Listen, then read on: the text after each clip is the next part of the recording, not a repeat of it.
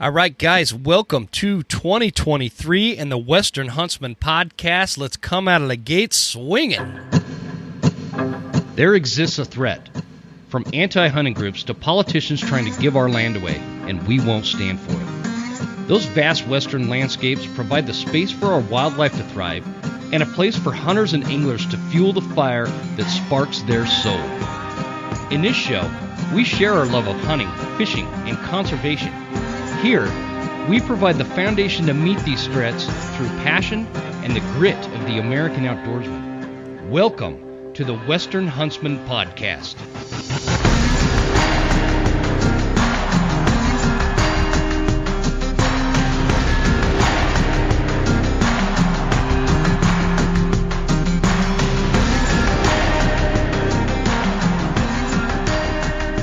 Ladies and gentlemen, welcome to this episode of the Western Huntsman Podcast. This is Jim Huntsman, your host, coming at you from the Broken Tine studio right here in snowy Clark Fork, Idaho. Guys, welcome to the show this year. It's a new year. I'm not saying it's a new year, new me. Nope, it's still same old grumpy, hairy bastard that you've been listening to for a few years, and I suppose we'll just keep going with that. So. But it is a new year, and there's a few new things that's gonna be happening in terms of the show and in terms of what we're not what we're talking about, but kind of how we talk about them. I want to get a little bit more. A lot of what we've talked about, I think, is a good way to put it. A lot of what we talked about in the past has been kind of a shotgun approach, and it's time to take a little bit more of a rifled sniper type approach, that's going to go for whether I'm talking to. These episodes I'm doing with Chris and Guy, whether hunting is conservation or whether or not we're talking about like School of September. We're going to get really dialed in with those episodes this year. School of September, I've got some big plans for. I don't think that the past episodes have been super generic, but they also haven't been super pinpointed in terms of the kind of information that people can take into the field. Whether it's for September elk hunting or November whitetail hunting, I don't care. But those kind of things, I really want to get those dialed in this year and get those a little bit more focused, laser focused on specific things that I think will be super beneficial to you. So other than that, other updates going on, we have kind of. You guys know we announced, a couple months ago that the Western Huntsman Podcast is now in the family of podcasts for Eastmans Hunting Journals, which is a huge honor for me and something we were working on last year, and it's kind of finally come to fruition. In 2023 is where we're going to really hit the gas pedal on that and work with Eastmans Hunting Journals. It's a great group of guys over there. So if you don't know much about Eastman Hunting Journals, they do a lot of things in terms of media and hunting, whether it's magazines or videos or how-tos and a blog. They have me writing blogs, which I think they're crazy for letting me write stuff for the blog, but they have been, and I've been doing it, and I really enjoy that part of it. But lots going on with that. So if you haven't been over to Eastman's Hunting Journals, check out their website and just kind of see what they have, all they have to offer, from Tag Hub to the Mule Deer course to, the magazines are amazing. It's a great outfit. But we are plugging along hot and heavy going forward. So that's kind of where we're at.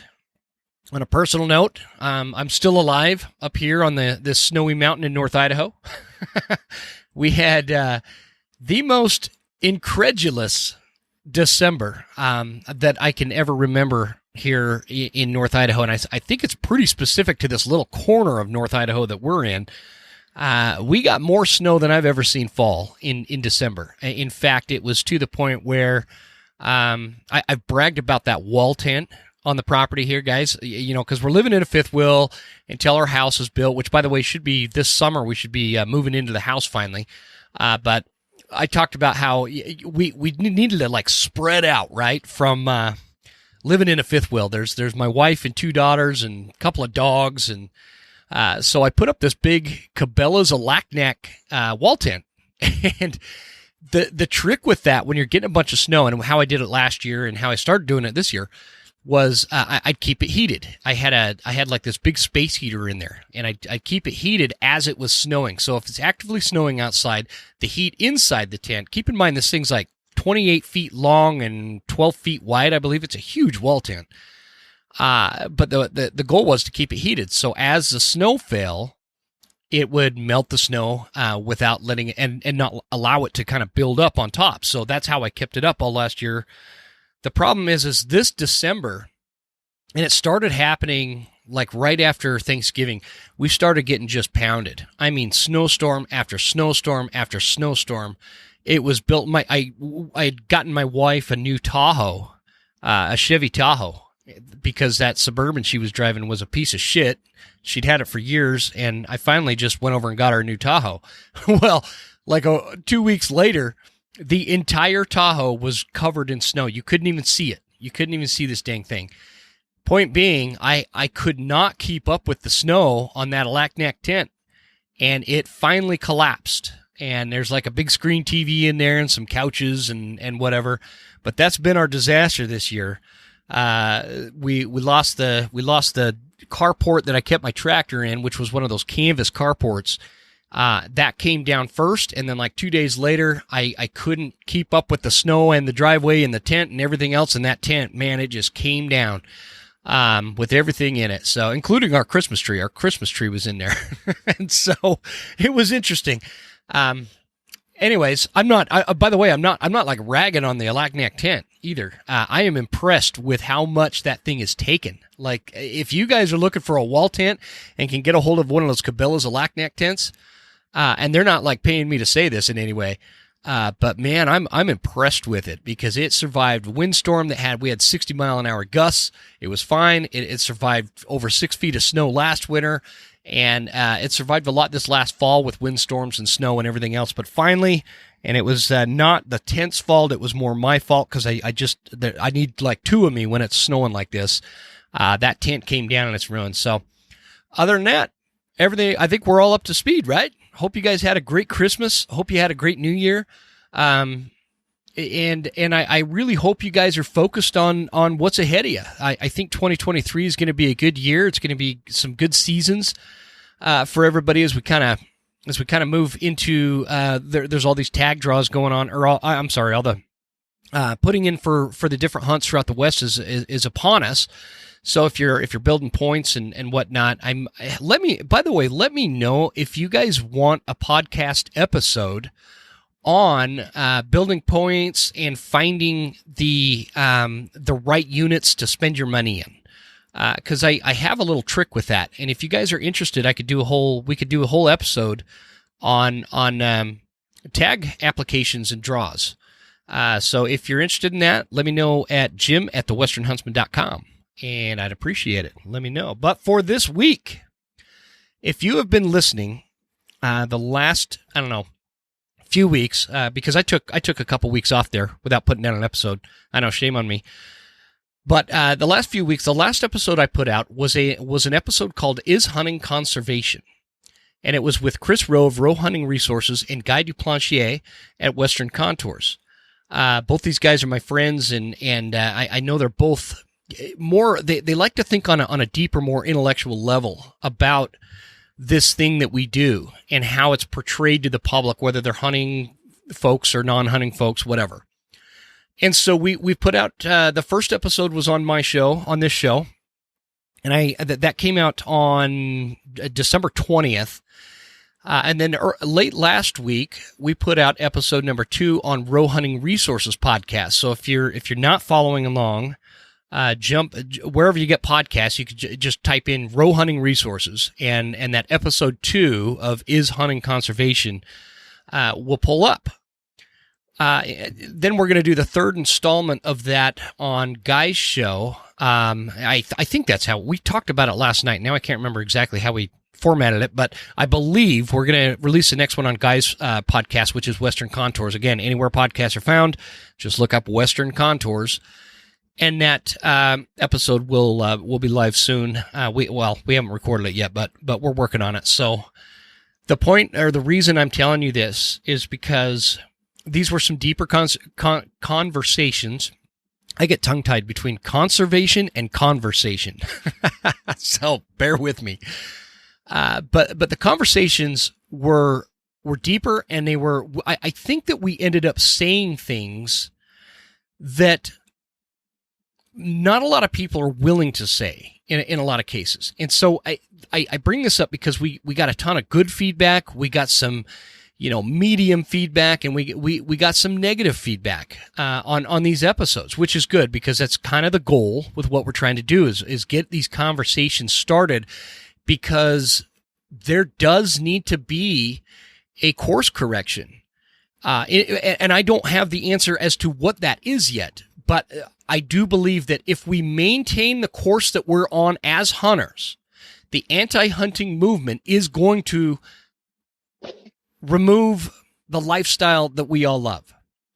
It is going to absorb what we know as a lifestyle. And it's one of those things that we really have to pay attention now, because it's not that I'm worried about next year's deer season.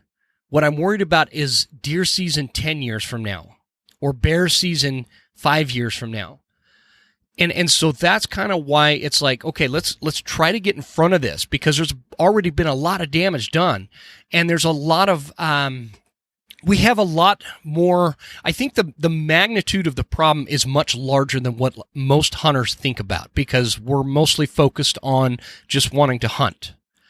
And that's, that's just how it's always been. We've always just been focused on the hunt and getting ready for the next hunt and gearing up for the hunt and whatever. But we also need to start looking at this from a much more holistic level, a bigger level and a deeper level, in a sense that if there isn't a course correction, and again, I don't have the answer as to what that is yet. We're working on that. We're going to be in trouble as hunters. So as part of those conversations, my buddy Mike Costello had reached out and offered some of his feedback on these episodes. And this is what one of my biggest goals was to get this kind of feedback.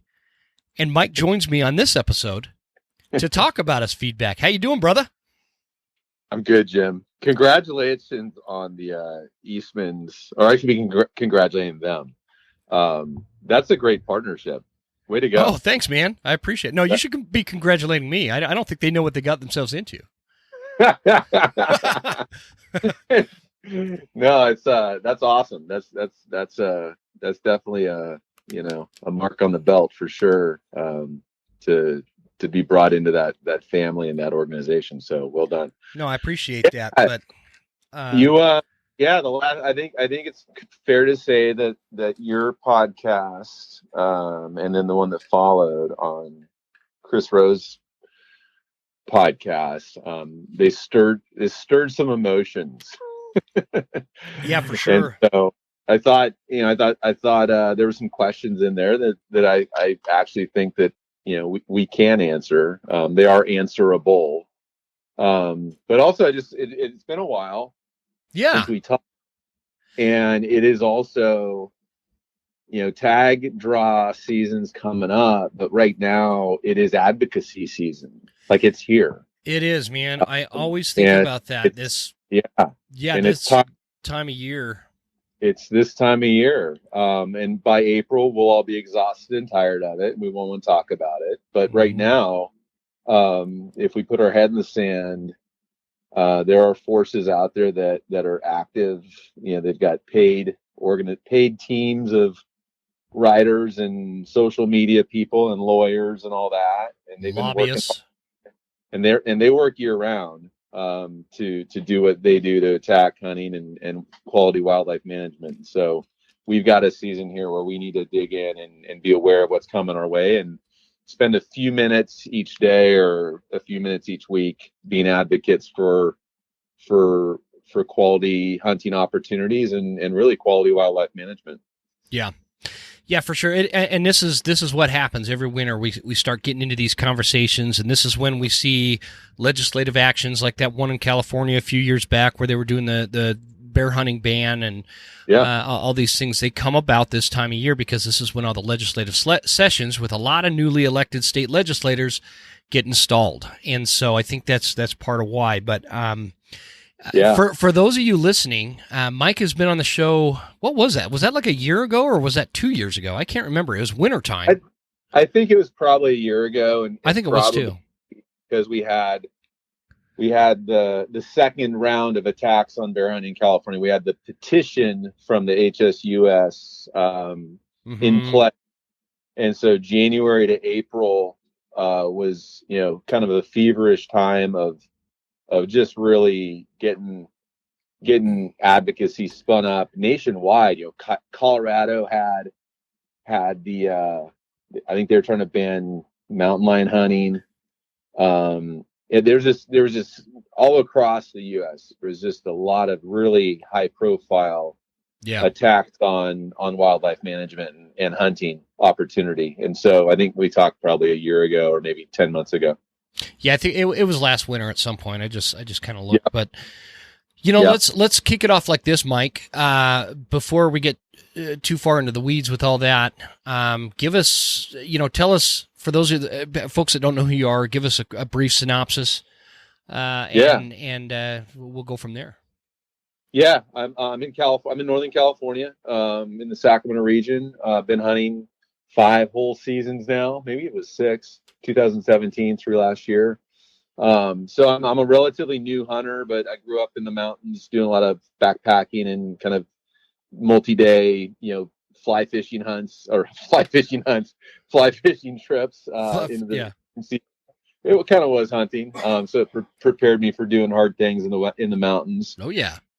And so, I primarily focus on deer and bear, because I feel like to give deer in California and bear in California the right amount of attention, it's got to be prioritized and almost consuming of time and scouting and whatnot. And so I'm not ready for School of September yet. I'm not ready for elk. I will be. I think a year or two from now, I think it's going to start tickling my fancy to get out there and chase an elk down.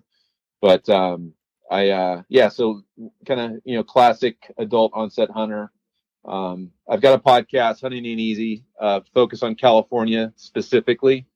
I figured that title was appropriate for hunting in California, and I also focus a lot on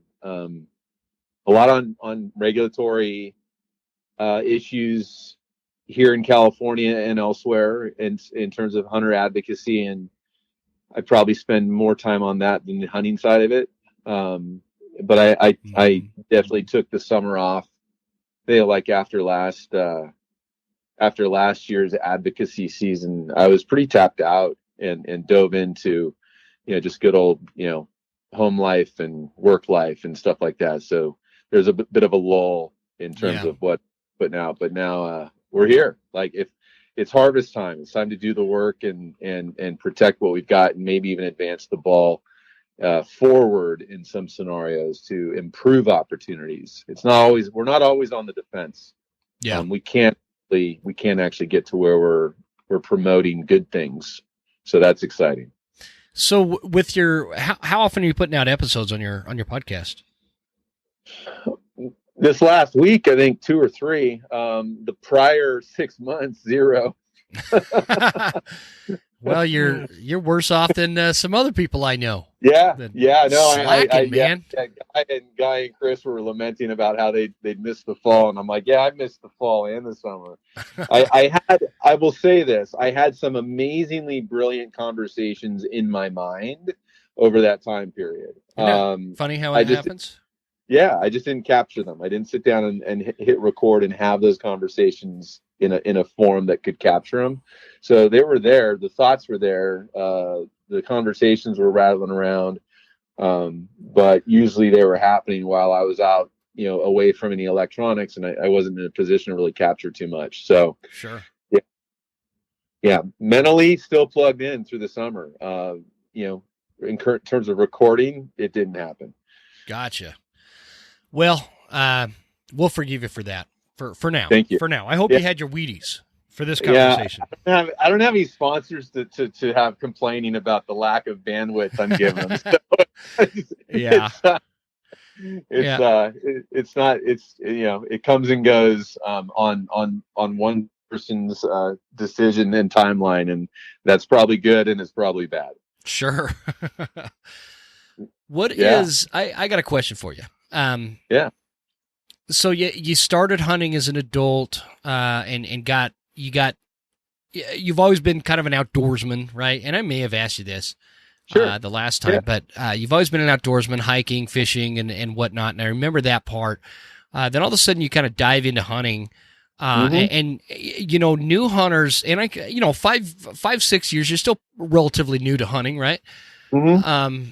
New hunters don't generally look to some of the regulatory advocacy, hunting issues. They're more focused on learning to hunt and whatnot. What drew you to that?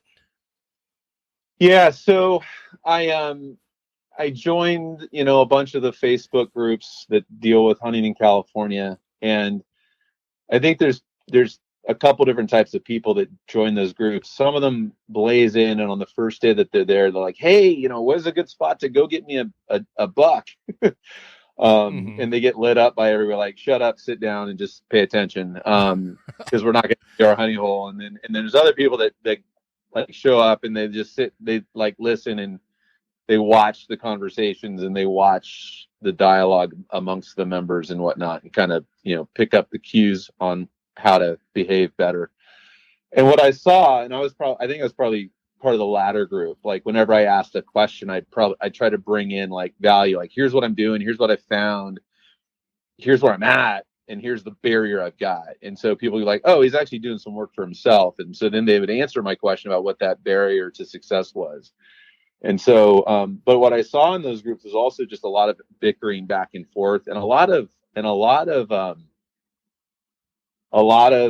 F the department, F the commission, they're always screwing us.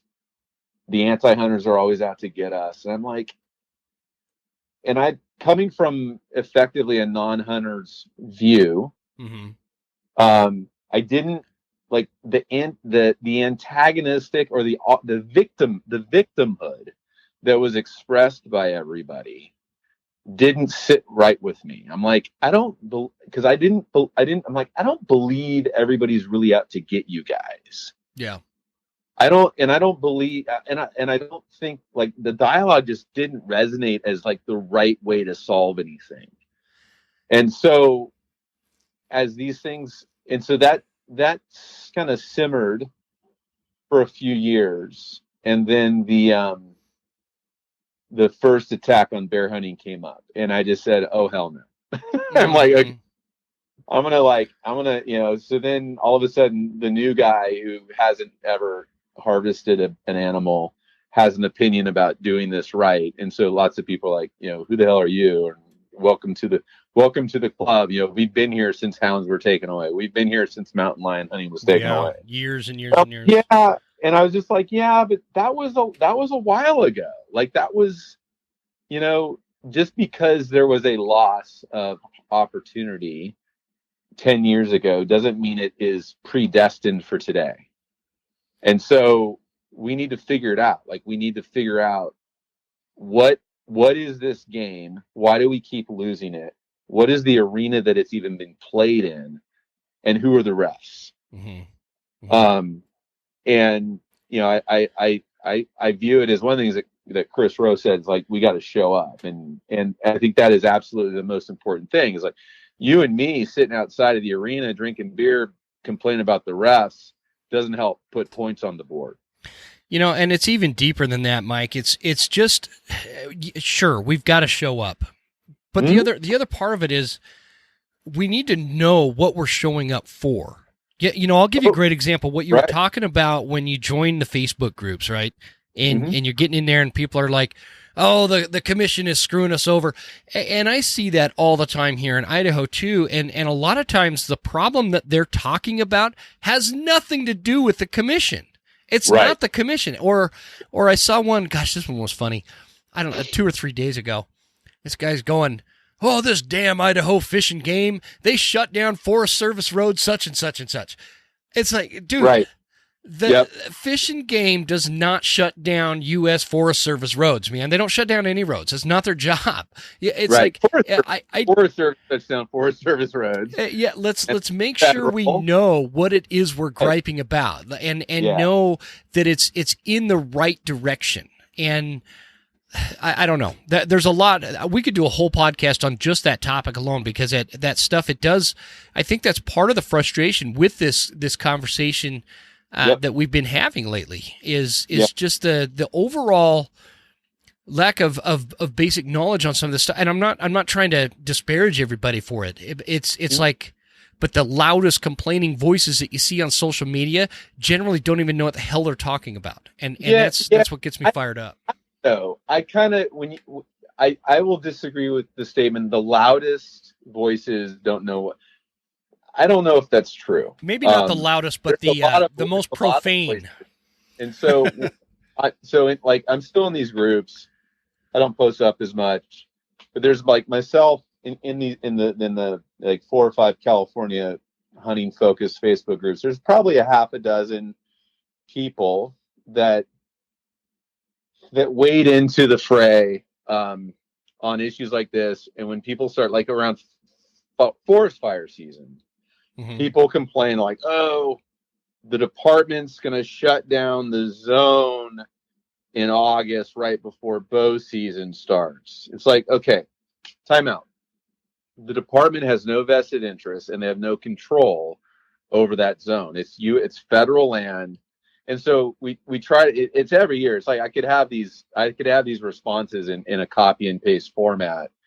And I'm sure there's actually a couple of people that do this a lot too that do. And what I have found is by consistently redirecting people to what the facts are, there are more people now that will correct those people that are like, have it wrong. Like the audience of people or the population of people that are willing to say, it's not the department, it's the legislature, it's not the commission, it's the ballot initiative. It's not, it's not wildlife, it's not CDFW, it's federal government.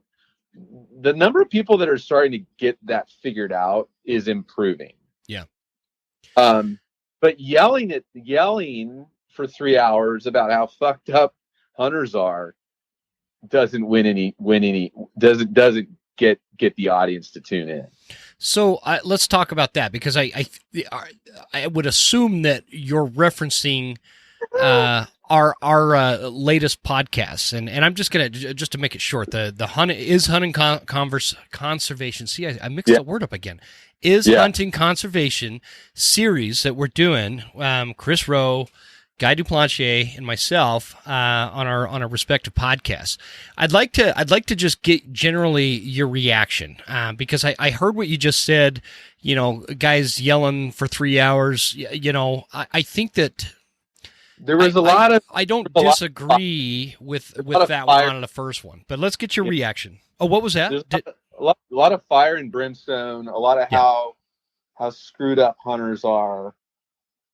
A lot of ranting about how hunters have it wrong, and I don't see it that way. Do you in that particular reaction, Mike? Are you talking about from episode 1 or episode 2? Because you've listened to both, right? Both. I think it was there in both. And so your initial reaction is that it was. Well, I hear a lot of, and it wasn't just your conversation. I hear or see a lot of people in the hunting, I'll say industry, like talking about how we're all doing it wrong, but not offering the punchline of what they think we should be doing. Mm-hmm. And so I think it's hard to just say, oh, we need to stop bitching about, 6.5 versus 308 versus 300 win. It's like, okay, well, those conversations are going to happen a lot regardless. What should we be doing? Mm-hmm. And so I think we need to get to the punchline of what should we be doing. I don't really think that prairie dog shooting contests and coyote shooting contests, other than being an extreme edge of our community that might attract a lot of attention, but it is an edge of our community. I don't think we need to spend a lot of time talking about it because it's not us. It's not. Well, I would disagree with that, Mike, and it's not most of us. The reason I would disagree with that particularly is it is maybe, I don't want to call it a fringe side of hunting. It's because it's not like fringe or extreme to do a coyote hunting contest. Those have been going on for decades. Sure. But it's, we should talk about it because it might not be important to somebody who doesn't do it, but there's a lot of people that listen to this show and your show and everybody else's show that are interested in doing it. And it is one of those things that gets one of the most nastiest reactions from non-hunters and anti-hunters are those things. And so that's why they're at the forefront of everybody's minds all the time. And so, not that I think we need to do an entire series dedicated to just defending coyote contests, but I think that it's important because the way it's painted and the way it's portrayed is totally wrong. It's inappropriate by these groups, and the way that hunters try to go about defending them is also wrong. And so that's, I think, where you're getting maybe the premise that, we're just yelling and screaming at everybody and how wrong they are. When in reality, we haven't gotten to the punchline yet. We haven't gotten to the solution side yet because these conversations, I hate the word organic. Dude, I hate it. I hate the term, but these conversations, they are organic in a sense that first episode was let's just verbally puke what all our issues are, right? And that's what we did. And now we go into like episode 2 on Chris's show where we're trying to dial these things in, right? And we're trying to dial in what is the foundational reason for this frustration with hunters? Because if we're going to solve these problems, we have to identify what the problems are with us, not with anti-hunters. We have to. Go ahead. Go ahead. I have the punchline. You have the punchline. I have the punchline. I think in talking about conservation is critical.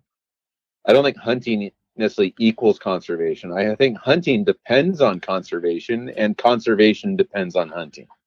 I think they're reciprocally, they're symbiotic. Sure. They are foundationally intertwined, especially in the North American model. And so, especially if you include and acknowledge that hunting with conservation in mind includes consumptive harvest or take, and it includes killing with purpose. So basically, consumptive and non-consumptive. Non-consumptive, but with purpose. Sure. And so I think we don't have to say, if hashtag hunting is conservation, it's a hashtag. Like, you got to tighten it up. You don't want it to be 47 letters long. Like, you can't make it a sentence.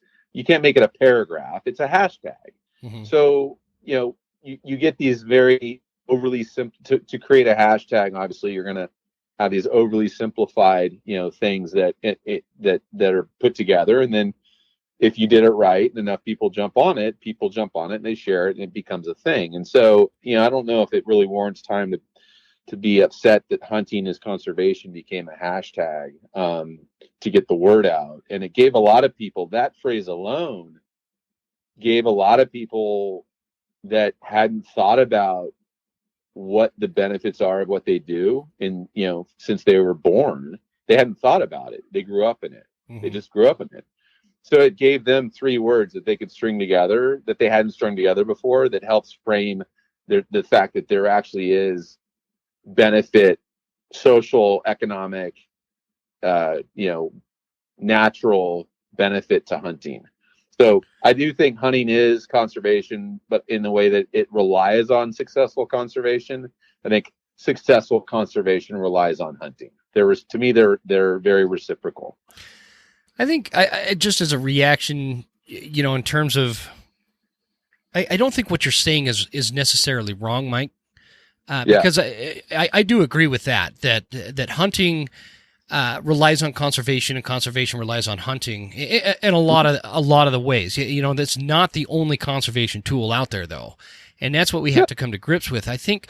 And I'm not going to speak for Chris or Guy as to why that hashtag might bother them. The hashtag, what happens in my mind is, you said it simplifies it.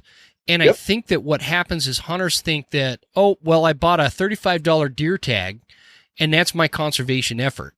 And that's just not how it is anymore. Those dollars do go to some conservation efforts, and I mean, we're talking pennies, but that money is what funds these fish and game agencies. It's not like it's going to help habitat for mule deer or whatever. Well, and so we have to broaden what it is. Why is hunting conservation?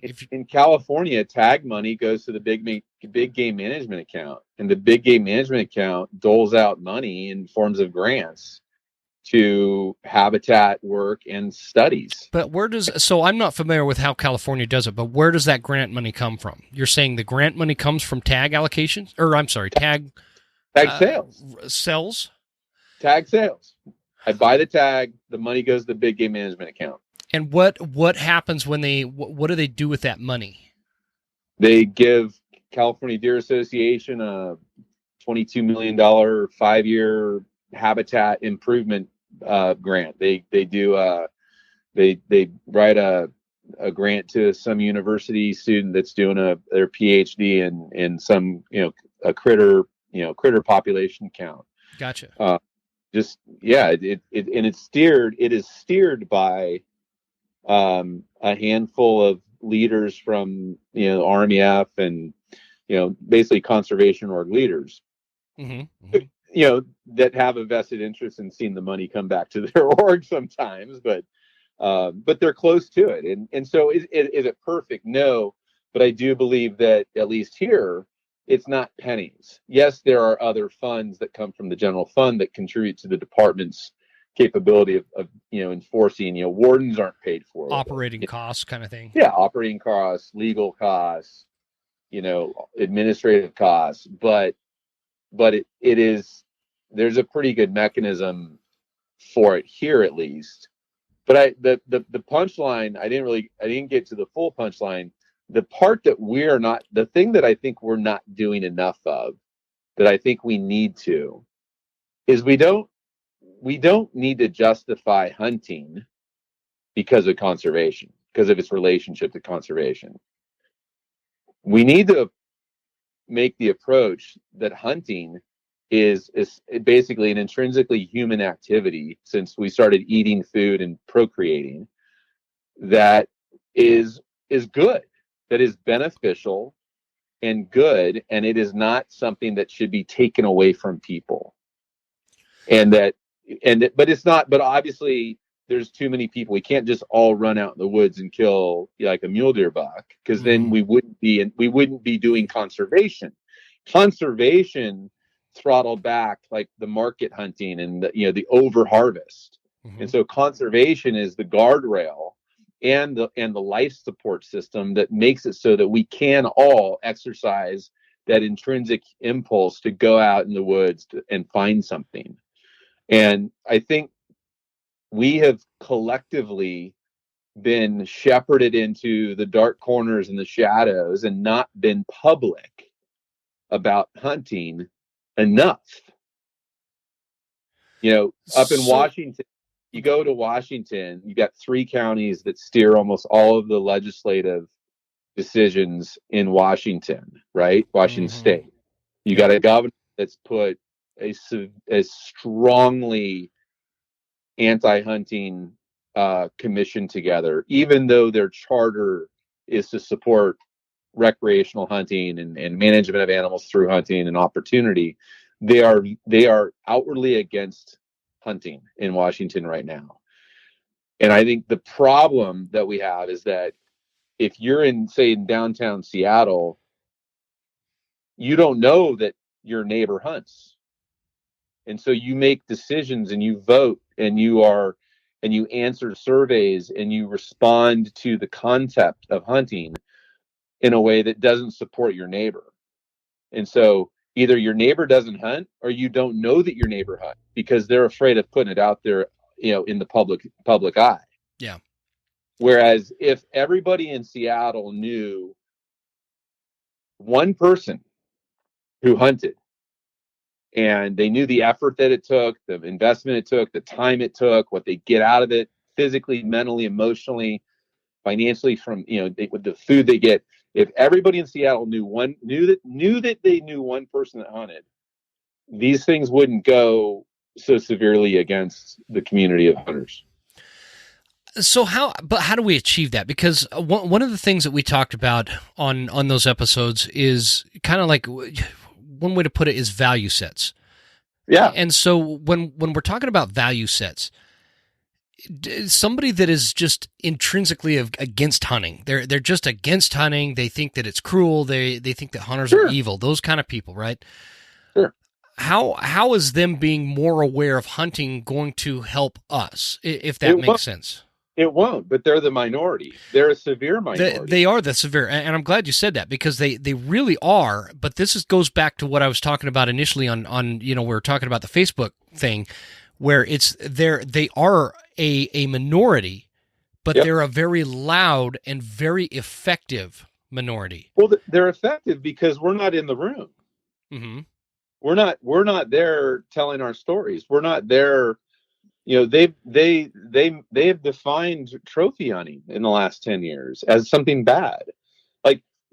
Okay, they have defined it as bad, when in reality, like, a trophy hunter is selective. They pass on young, immature animals. Mm-hmm. They intentionally don't shoot any of the animals that would help reproduce the population. They buy 5 to 10 tags a year and hope to fill 1 or 2 of them.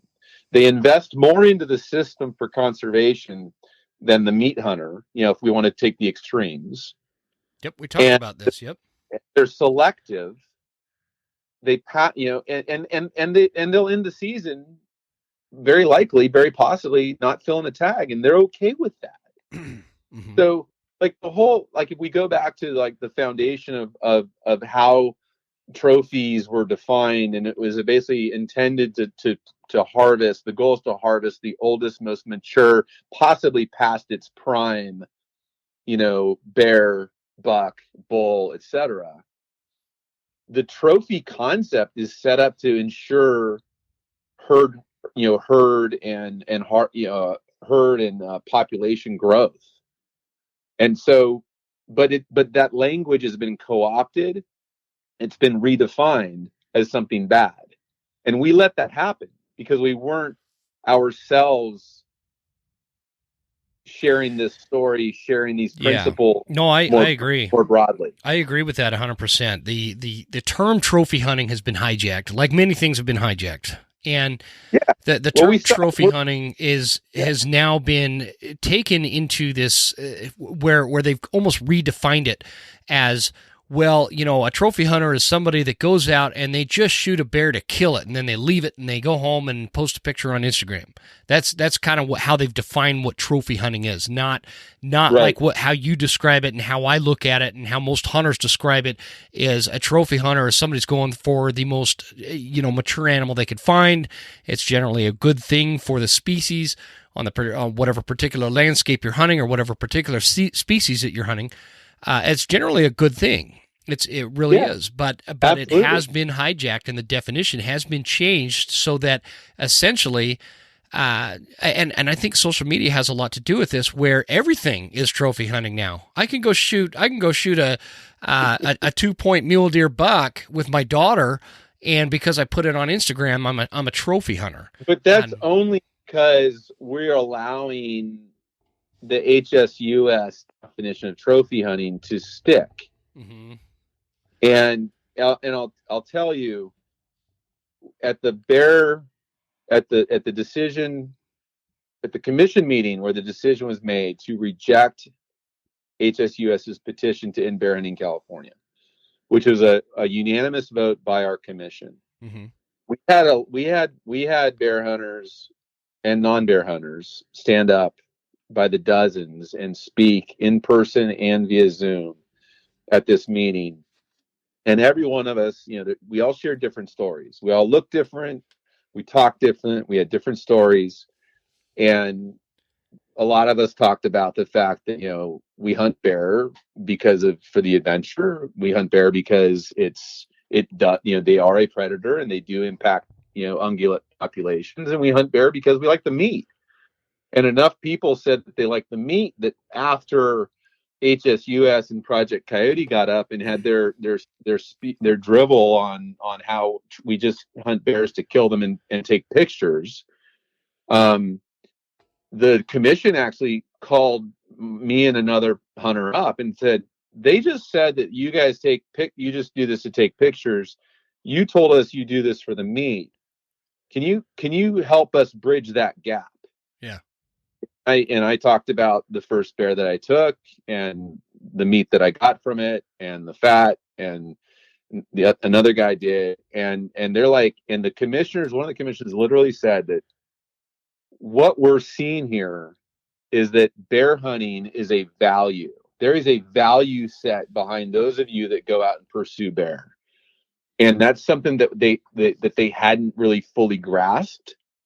And that the value set from the other side was that they just don't like bear hunting. Well, exactly. I mean, that is their value set. That is their value set. But but they said, I mean, I hate to see, hopefully this isn't like a tell for the future, but our commission said, if you want to make bear hunting illegal, you need to do it in a different room. This commission is here to provide opportunity in wildlife management and hunting opportunity and quality wildlife management. Man, I wish they wouldn't have said that. What's that? I says, I wish they wouldn't have said that, because now they're cued in to just go to pay off the legislator. But the fact that they finally heard enough of us speaking to where we actually had a commissioner say, we see that this is a value set and it is our job to support that. I don't think those words have come out of commissioners. I don't think we see that very often. We certainly don't see it in the public sphere. Mm-hmm. And so we have to be more open about it. So, I'm telling myself this too. I'm accountable here too. Where have I posted most of my hunting content and shared with my community hunting content? It's all been on my Hunting Ain't Easy platform, right? I need to share. And so I'm starting to do this more, and is share my scouting trip, my 16-hour scouting trip to the Eastern Sierra to walk around the snow, and the fact that I'm looking for mature mule deer bucks starting today for next year. Like I'm sharing these things on the Facebook and on my personal Instagram page because I want people that don't hunt to see the effort and the thought process and the investment and time that I make, possibly to fail.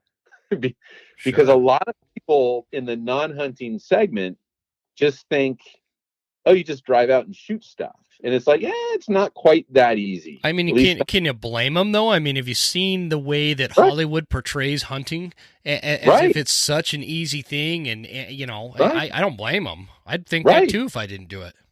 Exactly. So, but I've had people, one guy said something about like, wow, I didn't know you did this. This was a couple of years ago. Kudos on hunting, bear with a bow.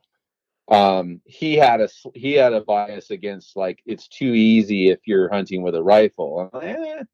It's easy if you can actually find them during the rifle season. Most of the animals just disappear.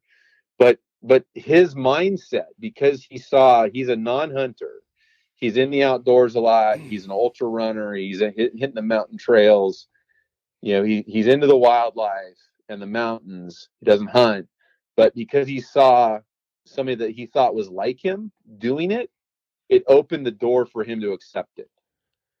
Gotcha. And now when I post up, like when I rendered all the fat and canned all the meat from the last year's bear, I post up, I'm like, who's interested in some of this? And I've got local chefs. I've got people that I haven't talked to on Facebook in 2 years. I've got people jumping on there going, wow, that's freaking cool, man. That's awesome. And none of them are hunters, or most of them are not hunters. And so we have to open those doors in people's minds, and we can't do that by hiding what we do. And I don't think that that's what we were talking about. I don't want to hide about what, with what we do. I think that what we were talking about, and I think that some of this is coming from the second conversation that we had, in terms of how we show ourselves to the non-hunting public. I agree with what you said about how, okay, we spent 3 hours yelling at each other. Well, not yelling at each other, but yelling and just letting off steam, right? The second conversation rolled around, and I think that part of what you're getting at is, like you were talking about with the bear, you rendered down the fat, and then I think you canned a bunch of the bear meat. Is that right? Mm-hmm. Mm-hmm. And I saw your dialogue with Chris. I think that was last night. You had tagged him, and he had asked about what. Hey, go ahead. I attacked him? No. Tagged. Okay. Like when you hashtag row hunting resources. I No. tagged him. This is bear meat. This not, is a bear. Not attack. This is a bear hunter. Yeah, this is a bear hunter. He rhetorically asked. He rhetorically asked in a very animated fashion, something about bear hunters and just put it up on the Instagram. But who cares about the meat? And it sounded to me like the value set that's being thrown out about bear hunters is that we just take pictures of the dead animal and that's it. And so I said, hey, Chris, here's bear meat, here's rendered fat. This is why I do this. And so what I'm driving at, I think, is the context. Well, let me put it to you this way. First of all, and I'm not here to defend one person or be against another person, but Chris is an avid bear hunter. He has sliced a lot of bears open with his bow, and nice. and so he knows all about bear hunting, and he's very good at it. I think that what happens is in something like that where, I don't want to spend the whole episode talking about this, obviously, but in that case, I think that there are a lot of knee-jerk reactions to some of these podcast episodes that we do because we get so fired up about one little thing or the premise of what we're talking about because it might be going against what the messaging has been on other platforms. And so I think people react in ways that are off base as to what the message was we were driving at. And I think that you took Chris's comments in one of those episodes as if he was like somehow opposed to showing any kind of bear hunting or bear hunting in general. And it wasn't the case. So am I off base with that or like, how would you react to that? Yeah, I think that touches on it. In the last two conversations you've had, and a theme I keep seeing, a theme I keep hearing in our community of self-produced media. Mm-hmm. Yeah, that's a good way to put it. is a lot of people saying, "Oh, we just have too many people doing it for the gram, doing it for pics." And the thing is those words are exactly the words that come out of the Humane Society when they're talking about trophy hunting. And but on that point, Mike, do you think that is totally untrue? That that hunters, you think that there are no hunters out there that don't push the limits because of Instagram? No, I don't. Well, I don't know. I mean, there's probably bowlers that people that bowl that cheat a little bit because they're cheat. I mean, in a community, there's always going to be somebody doing something that's cringeworthy. Mm-hmm. I don't believe that there are enough human beings that buy a tag, go scouting, fill their tank with gas, buy overpriced dehydrated food and nylon tents for 3x what they. I mean, I don't believe that people are investing time and money and effort and thought process into what we do, into this hunting thing for the gram. Yeah. Are there some cringeworthy moments? There are. If we could trim the edges, take 3% from one extreme in and 3% from the other extreme in and do better with how we represent. Absolutely. But we should not be echoing or validating the concept that there's a significant number of people that hunt just to take a picture. Oh, I don't think there's a significant people that do that. But we spend a lot of time talking about it. We spend more time talking about that and attacking that and validating that premise than the percentage of people that are doing it.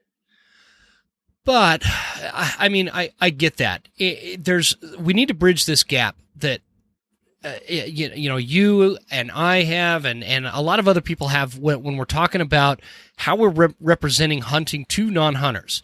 And it goes back to that second conversation that we had where I'd got that message from you, where Chris had presented some brutal things to us that when we're talking about, okay, we are 100% for coyote hunting, yet the Chinese wet markets are killing these dogs, and he's showing this, and that's the kind of stuff where it's like, I look at that and it's like, man, here's one way to put it, Mike. I get so frustrated with my some of the stuff I can't even talk straight. But here's a great way to put it, Mike. Is I believe that there are a lot of hypocrisies in the hunting space that we need to smooth out. We need to reduce the amount of hypocrisies. And that is when we can really start sharing our lifestyle with the non-hunter in a way that they'll understand it. Because a non-hunter, Chris was absolutely right, a non-hunter is not going to understand waylaying a coyote with 5 shots off a rifle on YouTube. They're not going to understand some of these videos that come out of arrows going through bears and the sounds that they make. And where you and I might love that. In fact, I'm not going to speak for you, but I love that stuff. I love it. I love watching it. And then I say that with this also, there's like this, those cartoons back in the day where you'd have like the angel and then the devil on the other shoulder.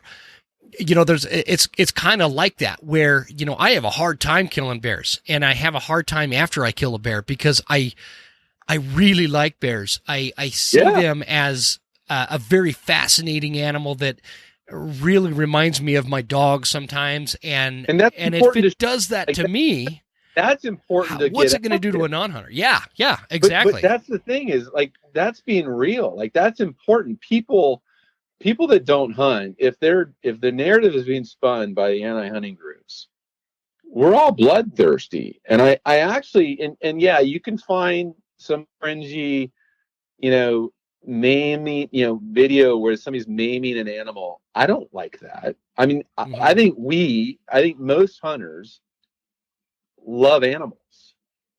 I think so too.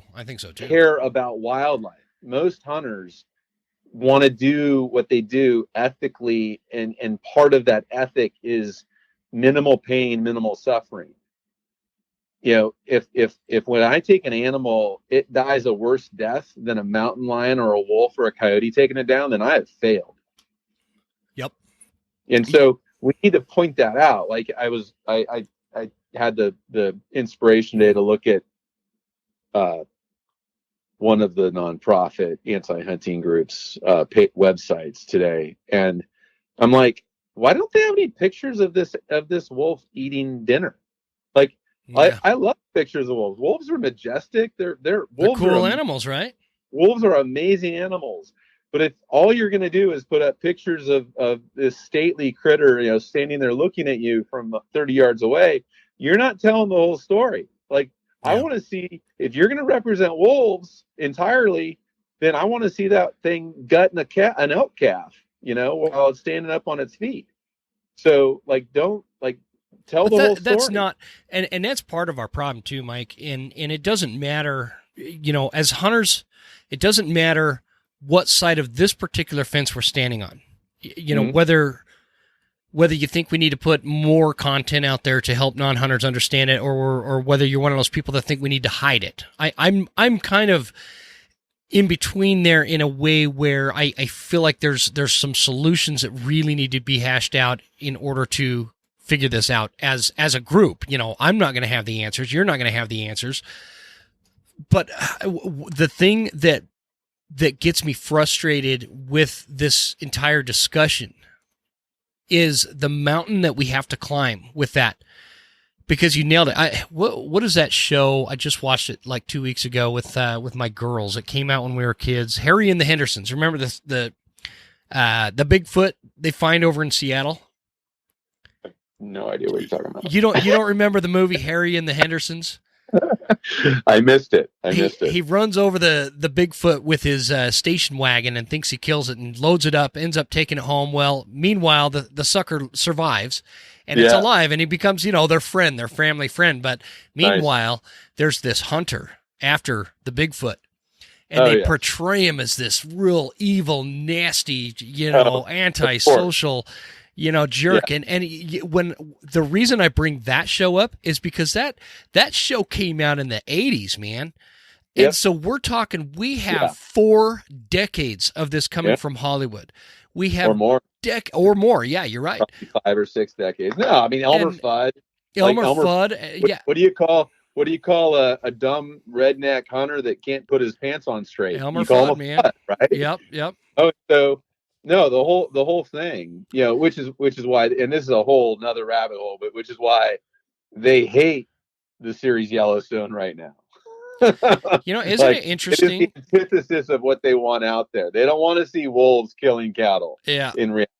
Isn't it interesting how in this world, speaking of like the minority, and this is kind of a humanistic kind of conversation, but it's interesting. We were talking about the minority being the loudest, and how we have this particular segment of the population that is talking about how woke we need to be and how sensitive we need to be, and how there's even as far as we don't know what gender we are, and all these things that you take that to that extreme, coming from these minority segments of the population. But then bam, this television show called Yellowstone comes out. Yeah. It's about manly men, and it's about rugged living and rough life in the wilds of Montana, which, by the way, folks, that is not how cowboying in Montana really is. So don't up and move there just because you watched that TV show. Did I break up?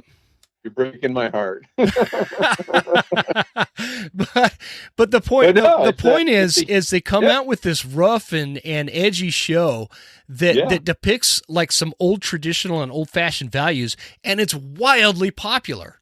It's wildly popular. And so it speaks to how silent the majority is actually being, in my opinion. And I think that's what happens with hunting. The issue that we're going to have with hunting is we have these relentless, absolutely ruthless, small portions, an even smaller segment of the population, whether they're just anti-hunters or hostile vegans. I always call them hostile vegans. But these folks, you know what I like angry. to, they're very angry. It's like, it's redundant. You don't have to say both words. Yeah. Very, very, very, very angry. I was emailing back and forth with Jim Heffelfinger, who is with the Arizona Game and Fish, and he has a great name for them because they're not conservationists. Because we were emailing back and forth about this. They want a federal protection put on coyotes to protect the Mexican red wolf and recovery units. And it's just bizarre. They approach it like this. They're claiming that there's this epidemic of coyote hunters that are killing the recovering species of Mexican gray wolves, which come to find out, since like 2008, there's been, if it would be a stretch to say that that's happened 15 times. Right. So it's just a silly, it's just a silly argument. Anyways, they call themselves conservationists, or sometimes we call them activists, or I've talked about another term anyway. I won't use that one, but he calls them protectionist groups. And he's absolutely right. They, at all costs, the ends justifies the means. They are going to protect this species at the cost of everything else, because that's their value set that they have determined will make them a part of a tribe. It's also their economy. It's also their industry. Oh, it absolutely is. The cottage industry aspect of it, absolutely. Yeah, they'll never celebrate wolf recovery, because to celebrate wolf recovery means their lawyers have to go find something else to go fight about. Then their fundraising team has to go find something else to fundraise over. Yeah. And it was interesting. We're kind of swerving and ducking and jiving and whatnot into different things here. But I actually saw, again, on Facebook, there was a post, one of those sponsored posts from one of those groups looking for more money to save the wolves. Oh, and literally, get me going with that one. No, like half the comments were from people saying, y'all need to go away. Take your fundraising, your lawyers to some other issue, because wolves are good. Wolves are recovered. Oh, that's good. That's good news. There wasn't a lot of people saying kill. There was very few kill 'em alls. It was lots of very thoughtful statements of you guys are just here to collect money. It's part of your machine. Wolves are good. Go on to something else. And it was amazing to see 50% of the comments were of that theme. And I was like, good for us, man. We need to start populating those threads with somewhat intellectual statements to tell them to pound sand and why they can go fight something else. So in your opinion, Mike, because we're running an hour here. But, yeah. In your opinion, where if and I'm not saying this in a hostile way, just keep that in mind. Where did we go wrong? Where did we go wrong on these conversations that Chris Guy and myself have had? We've covered a couple of them, right? But if there is a punchline, I don't know if I heard it. I heard a lot. There hasn't been. I think I heard a lot about what we're all doing wrong, and there's a lot of fingers being pointed at what I think are just average people acting normally. Posting up pictures on Instagram is not doing it for the gram. The Instagram is the equivalent of the 1950s corkboard with Polaroids on it. Well, and I don't think we were just. We all do that. All three of us on that conversation. I'm not pointing. I'm just saying this is kind of what I got. This is the sense of this is the steam that came off the pot, and this is what I sensed out of it. Okay. I think we need, and to bicker about whether or not it's good to say hunting is conservation, to me is bad. How do we say hunting supports or benefits conservation better? Yeah, let's figure that out. Let's bring ourselves up to talking about the relationship between hunting and conservation better, not arguing about it's dumb to say that. Let's get better at how we say it, not bitch about how we said it yesterday. But that's a valid point. Main thing that I want to see, that I think we need to get to, is to where, post your pictures, but post the whole story and share. We need to be sharing our stories out to our broader community of non-hunters. And that's what I was going to ask you earlier. Yeah. We need the person down the street or our coworker or our, UPS driver, whatever. We need people to know that, Mike, who isn't a three-headed monster and is mostly functional in society, he hunts. And it challenges them for a second. And okay, well, I like Mike. He hunts. So I think it's okay that he hunts because I like transition us. Yeah. That's going to transition us into a topic that I also wanted to ask you about. Because I think that you're very correct in one particular thing that you just kind of brought up is the humanistic side of it. They look at when an anti-hunter posts a campaign or a post or an ad or whatever, there is this sense that they're demonizing people that they don't know. Right. However, to be fair, and I'm guilty of this, when I post something about anti-hunters, I have a tendency to demonize them and their people that I don't know. And so I think it's important that we understand that from a humanistic level, that these are humans we're talking about, and that doesn't mean we have to be nice, or that doesn't mean we have to be mean. It doesn't mean any of that. It means that we do have different value sets, and so recognizing, like, and this goes both ways, like for hunters, we have to recognize that these people are not this way because of one particular incident. Or well, maybe some of them are, but they are this way because this is a belief system and it's deeply held to them. And it's not something that me posting about how hunters recovered whitetail is going to change their mind on. They fundamentally don't see things the way that we do. Right. So I think it would be helpful if we understood that a little bit more on a deeper level, and vice versa. They fundamentally think that we are bad people because we fill tags. We notch tags. And I think when somebody said, if I have a conversation with somebody and they fundamentally are against hunting, my first answer is, okay.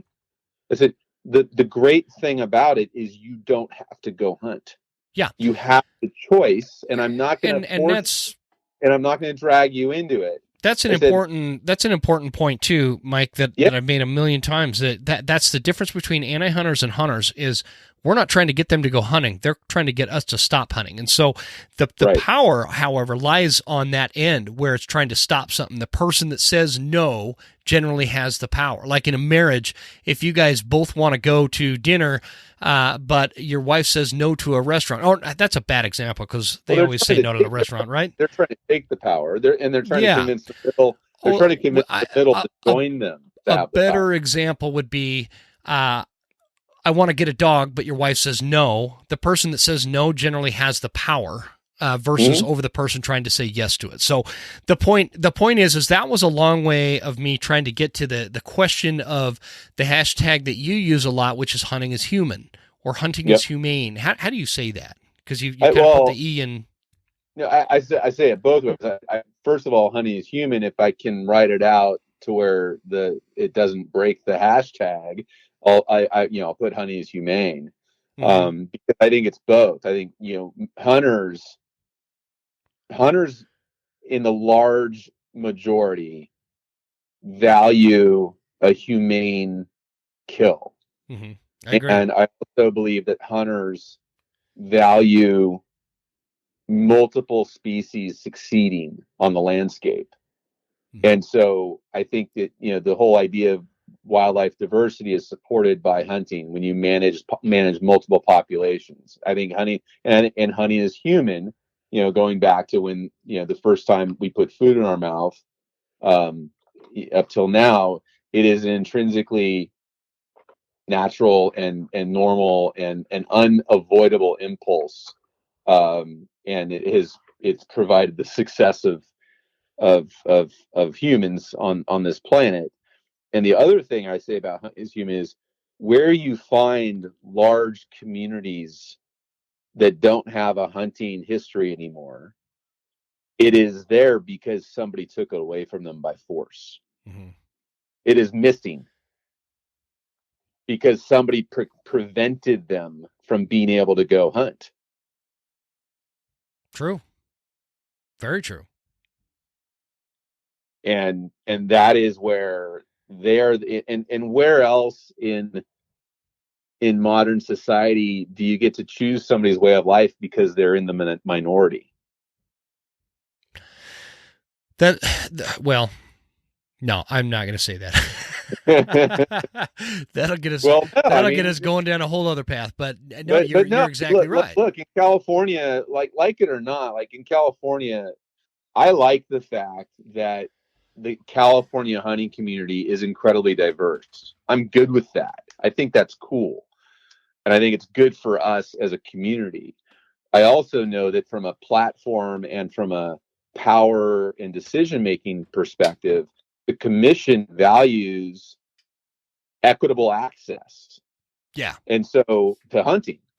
And so when the bear hunt was threatened, one of the things we pointed out to the commission was that the bear hunt, the zone that you bear hunt in, is within 2 hours of every urban center in California. Mm-hmm. And it is mostly on public land, and is the least expensive tag. It's one of the least expensive tags, and you don't have to wait 10 years to get it. Yeah. Basically, any person in the state of California, and it's the longest season with multiple methods of take. And so in terms of putting 300 pounds of meat on your, in your cooler, it is the most accessible and opportunistic hunt for any citizen within the diverse state of California. And they're like, we value opportunity. We're not going to take opportunity away. Doesn't California have one of like the top most robust bear populations in the country? Yeah, I think it's like it's top 3 at least. It's top we're 3. talking. Yeah, there's people that say it's, the official numbers are like 30 to 45. There's people that will say it's over 50,000. I mean, we've got a lot of bears. We got a lot of bears. Yeah. The numbers are strong. So anyways, what I'm getting to is like hunting is human, and people don't have to do it. But it is when you want to find examples of cultures that have taken the opportunity away from others, there's some very ugly moments in history there. Mm-hmm. And the people that would do that today, I think it is right.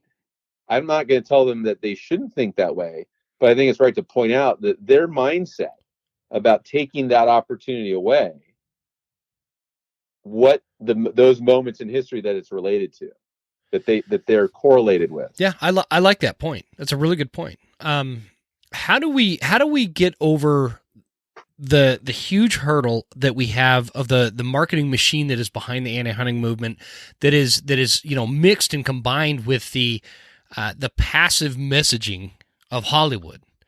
We need 3 electronic billboards in downtown LA, and San Francisco Bay Area, and Seattle and Portland. What would these billboards talk about and say? They find 20 different faces of hunters of different species, and put hunting is human, and have a story. Elk hunter, second grade teacher, mother of 2, bear hunter. Like just an image that looks like everybody, and different images, and different backgrounds, and then we develop and these are things that I don't know if I have enough juice to push forward myself, but these are things that are not idly being bannered about. I think we need to get steam behind these ideas and build it. But there's organizations in the U.S. that have big, they fund a lot of stuff, and they've got a lot of money. And if we could just get a little bit of funding to organize a media campaign, and we don't have to change the hearts and minds of people in Idaho. Montana, we need to get the population centers where these things take root, because to the extent that the Humane Society has operatives in Idaho, and I guarantee you they do. Oh, they absolutely do. Yeah. But they're not being paid for by Idahoans. No. They're being paid for by donations from the West Coast and the East Coast. And so we need to just push the wind a little bit in our direction in maybe 10 major cities in the US. Mm-hmm. And that will impact, and it won't be immediate. I mean, this whole thing took 2 generations to get to as bad as it is. We have to accept that we're going to have incremental wins. Like if we get wins of 0.5% or 1%, that's a big win. But if we can stack up incremental wins in mindset and vote and share and whatnot, they don't have to all go hunt. They just have to accept what we're doing and how what we do benefits humans and wildlife. If we can get 1% change a year, then we own this dialogue. Mm-hmm. in 20. And that's how we lost it. We lost it incrementally. We need to be willing to win it back incrementally, but it has to be intentional. It does, and I don't want to say I feel like you're more optimistic than I am, but because I'm an optimistic guy, but there is no option. That's what's the problem. Option, man? The losing, just giving up. No, I think where the hurdle with that, because I'm on board with what you're saying. I mean, I don't know if billboards are the solution or whatever. That's not the point. The point is we're talking about it and trying to come up with solutions. What I'm concerned about is the ability to get the majority of hunters on board with a particular mission. And that's where, again, you're like, well, you spent all this time ragging on hunters. I don't know if it's ragging on hunters, but it is kind of ragging on hunters sometimes. I think it's going to be difficult to get a majority of hunters to get on board with a particular mission. And it doesn't mean we all have to agree on every little thing. One of the things that you'd mentioned to me was you felt like we were a little out of touch with hunters. And I feel like we're all out of touch with each other. I think that we all are out of touch with what the reality of some of these challenges are. And I think that that's why this conversation that we're having is important. I think the ones that Guy and Chris and I are having are important. And the conversations, even though, people are sending me emails over these episodes saying, hey, well, what about this? Have you thought about this? I disagree with that statement because of this. That's awesome, because these conversations, they get them thinking and they get us thinking. And I really do go through those comments and the direct messages, and I do read that stuff because I want to know what people are saying. And I want to know how people react. And so I don't know if it, my one of my views is we don't really have a choice. We're not going to win 5 Super Bowls in a row in one season. Yeah. We have to view this from, first downs. If you want to go to a football analogy, we have to view it like, oh, hey, we got a first down. Like, let's high five and celebrate. Like, no, we didn't win jack. We didn't win a game even. We didn't win the season, but we got a first down, because we're not going to win a game. We're not going to get a touchdown. We're not going to win a season until we start celebrating and working on first downs. Yeah. And that's where, like, go back to the California Facebook groups. There are people that will still say, oh, we'll never win anything. First attack on bear hunting. Oh, it's gone. We're never going to get it back. A warden told me this was coming. Well, guess what? We beat that one back. Comes back again. Oh, see, I told you guys, we're losing this. We'll never be bear hunting again. It's like, we won that one too. So, like, we can be in the naysayer that will never work, we'll never get headway.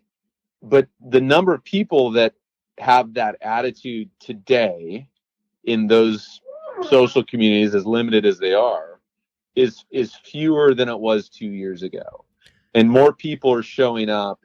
And I think, we have to look at what's the long game and how do we get small incremental wins. Mm-hmm. And probably 100 different ways we can and need to do it, and they're probably all right, and to some degree or another. But it has to be intentional, and it has to be like with the idea that we can push this thing directionally, more often than not, and start making headway. Well, I do like your attitude about it, buddy. I think I don't think you're off base. I think that there's a lot of work for all of us to do. I really do think that. I think that you and I covered. I may have misinterpreted some of your emails or messages to me in terms of your reaction to. I thought you were mad at me, man. I thought you were just pissed. But I think that I think that all in all, we might have a few differences as to how to approach it. I think but the fact that we're working towards it is what's important. No, I agree. I think the vigor.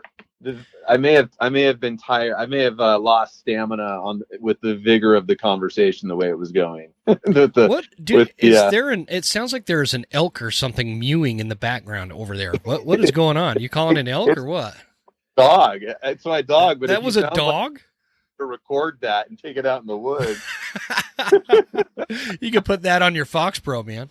That's it. I'm gonna That's going to be my secret, my super secret elk sound that nobody else has. Yeah. So, but anyways, I know I appreciate you obviously being open to potentially high friction on this. There's less than expected. I think you can hear Kibo whining in the background still. But no, I really, we've got to, we've got to be in the game. We do have to show up. And so, why are all those action alerts happening? Well, those action alerts are how we show up. We have to get people to show up. And if somebody obviously, I'm involved with Hal. I've written some action alerts. I believe Hal is the advocacy portal that's getting grassroots hunters' voices into the ears of decision makers more often than not. And so I think it works. I would say to anybody that thinks they have knowledge or perspective that is valuable and could help steer or get Hal's efforts done better, they should reach out and help write some of this stuff. How do they reach out to you, Mike? Email info@howlforwildlife.org. I don't get it. Charlie gets it, but I think it's less than a one-person show when it comes down to it, and it is. Last year I think Hal got involved in like 38 different campaigns, and there was dozens others that Hal didn't get involved with because nobody involved with Hal felt like they were close enough to the issue to be a subject matter expert. Sure. And does that mean that the 38 that Hal got involved with, we were subject matter experts? Probably not. We thought we knew it well enough, and so if Chris invoked Hal's position or action alerts a couple times yesterday when I listened to the podcast, and I would say Chris probably knows more about some of this stuff than anybody involved with Hal. And so if he would like to get involved and write, that's what we need. We need subject matter experts. Well, I'm going to leave that up to you and Chris to no, I know. Part out. I know, but you guys should talk. Like, you guys should talk. We should, and I'm sure we will. But I strongly believe that Hal is as a free platform that drives messaging and pulls people in person to show up. It's a great thing to be a part of, especially January through April during advocacy season. Yeah, I would second that. I think that's it is that time of year, and we most of the legislative sessions haven't started yet, but they're going to in the next few days or a couple of weeks.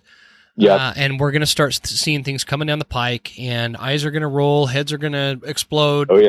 It's just the same thing. I hate this time of year, man. It's because that is the kind of stuff, and I get I get emails coming from all sorts of directions, and I'm just one dude that can barely articulate himself with a hunting podcast. I can't keep up with it all. I'm not smart enough anyway. I just don't. I'm just not. And so, anyway, yeah, it's a lot. Well, here in California, we've got an elk proposal to increase our elk tags by about 30%. Yeah, I saw that. That's cool.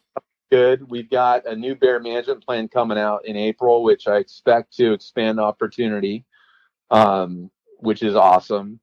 And we've got some proposals that were presented by a hunter to make some positive modifications to premium hunts and things like that. So yeah, it can be done. I'm not saying these are all victories yet, but just the fact that the dialogues are happening or the conversations are happening is positive. So for California, those are all positive steps when you compare it to the last few years. So it's not a terrible thing.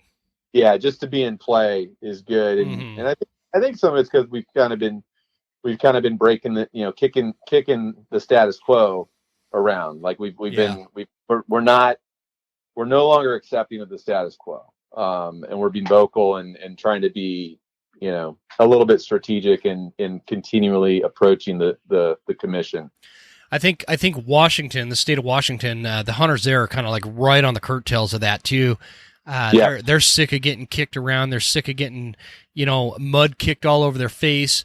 when they try to make I feel terrible for Washington hunters because I feel like they don't have a voice at all. Like they go into this bear meeting and the scientists are saying, nope, we should do a bear hunt. There's a lot of bears here. The hunters are there voicing, hey, I've been doing this. This is how I feed my family. The outfitters are like, this is how I pay my bills. All this stuff is just going towards a spring bear hunt. And boom, the commission's like, no, fuck you. No spring bear. It was nuts, man. It was. If we can get a billboard, if we can get 3 billboards in any city in North America, it's Seattle. Like that, if there could be a media campaign tomorrow to help steer the non-hunters mindset even incrementally in the right direction, that's the place to do it. Yeah. So it's tough. It's not none of these are gimmies. There's no layups here. Yeah. But I think, like you said, or, like we talked about, what's the other option? Failure is not acceptable, and just we got to get some incremental wins, stack them up. Yep, for sure, man. Well, brother, man, that was a good conversation. I think we clarified some things. I feel like there was some misinterpretations, and I'm glad you're on our side, and glad we're all in this together, and we can just continue to move forward. You're an insightful guy, man. I appreciate you joining me on this episode. Well, I'm thank you for having me. I love the fact that when we do these podcasts, we reach across state lines, we reach across, different species and types of hunters. Yeah. And what we all end up working together. So thanks for having me, and I'm looking forward to seeing what kind of feedback's out there, and then we'll get on this again when there's actually some animals to chase. Sounds good, man. You have a Take great care. night. All right, we'll see you.